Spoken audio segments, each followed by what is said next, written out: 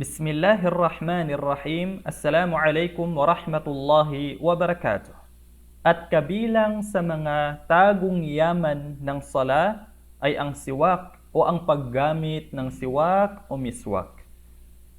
An Abi Hurairah radhiyallahu anhu qala Rasulullah sallallahu alaihi wasallam laula an ashqa ala ummati la amartuhum bisiwak ma'a kulli salah.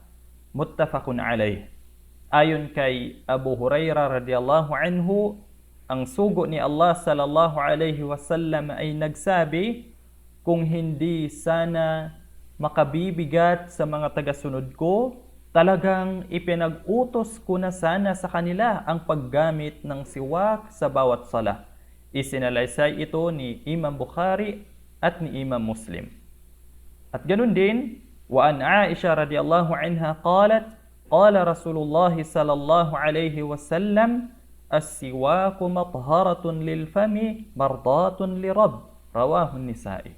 At ayon kay Aisha radhiyallahu anha na nagsabi ang sugo ni Allah sallallahu alaihi wasallam, ang siwak ay nakapanlilinis ng bibig, nakalulugod sa Panginoon. Isinalaysay ni An-Nisa'i.